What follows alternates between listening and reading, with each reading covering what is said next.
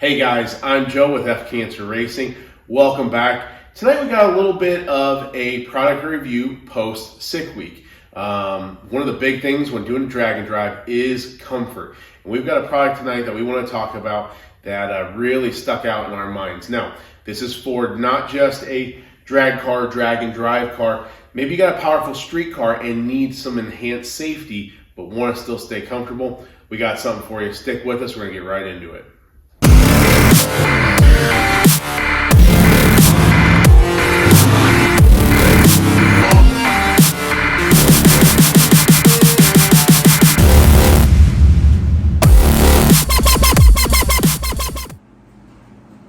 All right, guys, let's get into it. So, one of the things on a drag and drive, when you are spending hours inside of your vehicle, doesn't necessarily have to be a, hardcore, and it's not necessarily hardcore, drag vehicle, or it could be a street car. The one thing you need to do is stay comfortable to make those drives. Sick week this year, the first drive was from South Georgia Motorsports Park to Bradenton Motorsports Park. Now, as Google Maps will put you, it's about 4.5 hours. Now, that's going down I-75 at probably 75 miles an hour in a street car. These cars don't want to do that. Some of the guys will run 70, 80 miles an hour in their cars. However, this one like to be at 60. So when we're doing that 4.5 hour drive with fuel stops for E85 ends up being about 7 hours. We left at 7 p.m. and we got into our Airbnb outside the track about 2 a.m. So if you're staying comfortable, what you're sitting in matters so much. So in our Nova over here, now she's dirty, don't mind. In that Nova, it's got nice plush leather seats, very comfortable. Now this truck is built to run 850s. That's what our cage is. We got the swing outdoor bars. This is certified 850 chassis. Along with that, we need proper seats, seat belts, and safety equipment. So we decided to go with the Jegs seats and seat covers. Now these seats are racing seats. They're very similar to other brand seats that are on the market, some that have been around for a while, and some that cost quite a bit more. We were on a budget when building this, and Jegs had the right product for us. So we picked them up. We also picked up their adjustable seat brackets that go along with this and built our own seat frame for it. Now what we're looking at, this is a one-piece seat from Jegs. We'll swing this bar out for you so you can see a little bit easier. It is a one-piece aluminum seat, and it does have a removable seat cover. This seat cover is removed with these snaps. You got some up the side and in the back, and then across the front there's 1, 2, 3, and so you'll just unsnap those, and you can see this whole seat cover comes up. Now there's quite a bit of cushion on the bottom here. Lots of foam padding across your butt. Now on the back, there's not quite a bit. Basically what you have is what is sewn into the seat cover itself. You can see these pleats right here. Now the side bolster, here and here on their left and right, that is quite padded. Now, where you're gonna see the big difference on these is though they are hardback seats, you are sitting in a very upright position that's good for posture, and this has a big impact on longevity of being able to sit in these seats. Now you can see mine is reclined. The driver's seat there is reclined just a bit, and that's mainly because the seat is bolted to the back of the harness bar. That is per NHRA regulation. Rachel's here is floating a little bit, and she wanted a more upright position. That is achieved through this adjustable seat setup here. Now you can adjust the height up and down. So we can lower this seat a little bit by moving this bolt position down to here. So it'll drop the back end of the seat and give it a little bit of a recline.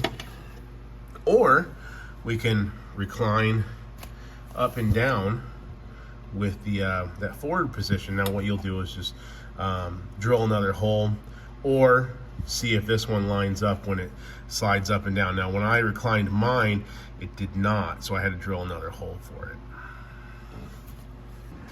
Coming over here to the driver's side, you can see that the edges of these seat covers are well stitched, well sewn around where the harnesses would go through.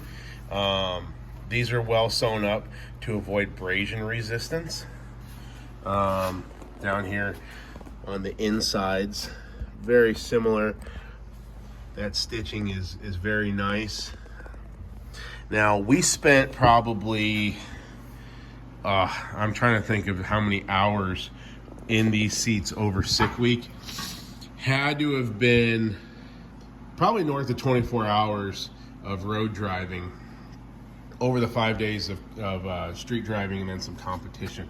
And never once did I have a sore back, and that is something that I've gotten before from riding in the Nova with the reclined seats, you know, from like a 68, 69 Camaro. All right, so what I've done is I've removed the seat cover. I threw it back here in the bed.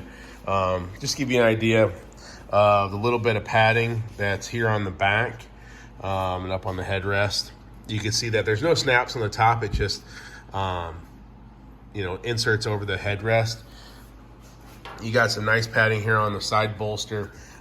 Towards your butt, like your spine area, you got a little bit more extra padding. But the majority of it is down here across your legs and on your thighs. Now, you do have the snaps all the way around. I would imagine, and we did talk about this, if for some reason you needed to have a little bit more lumbar or butt support, like right there on your spine or on your tailbone, you could probably drop more foam pad just in here, or you could even roll up like a small towel and set it inside there and get a little bit of lumbar or lower back support.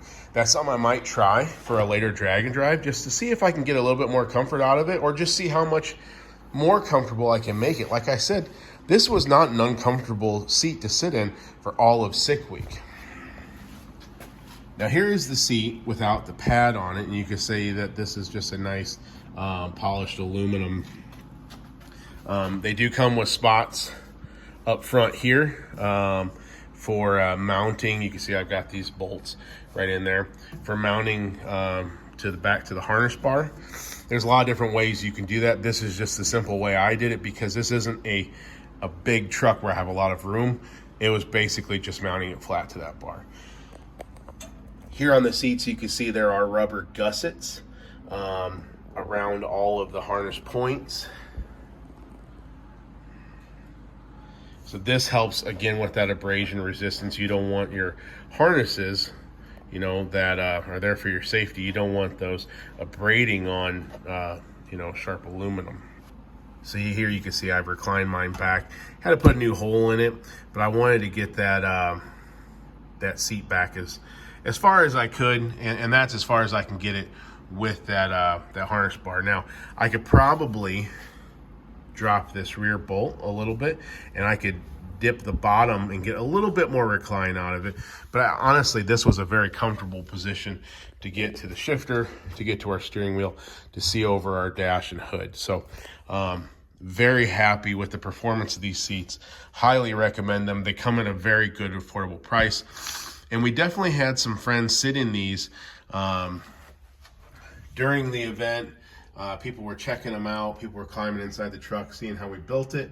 And, you know, folks that have used Kirkies or something in the past that's very similar to this seat commented on how comfortable these were.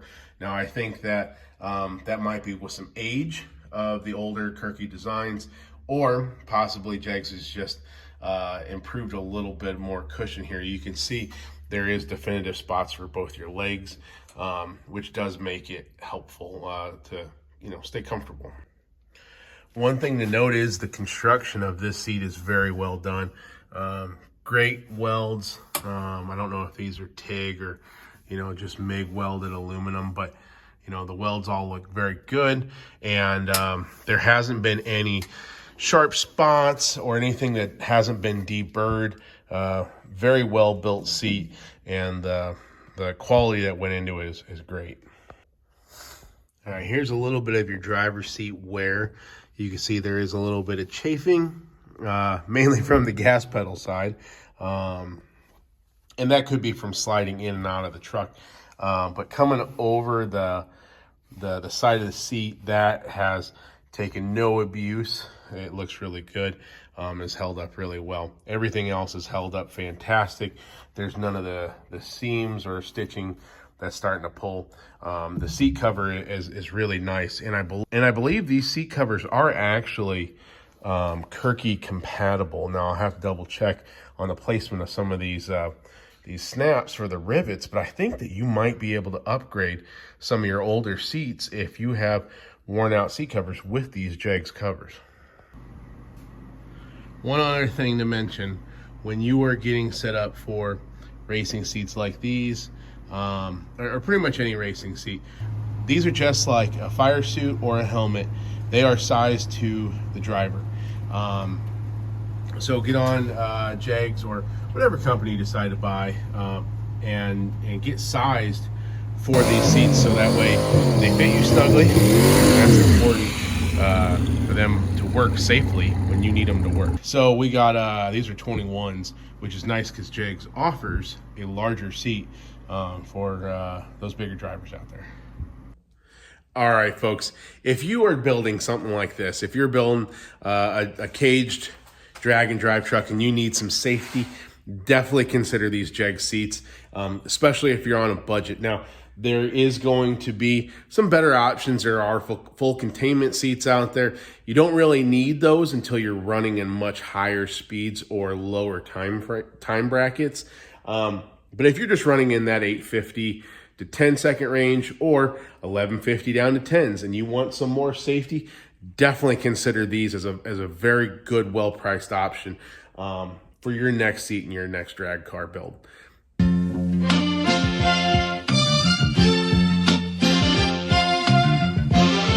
So while we're sitting here waiting for them to clean up the track, let's talk about how I underestimated what a full cage, suit, seats, harness, how much of a pain in the butt it is to get in. Like, you don't think it's really that bad until you try to put the pin in for the swing out door bar, or make adjustments to your, nether regions, and it is a pain in the butt. Here we go. Here we go.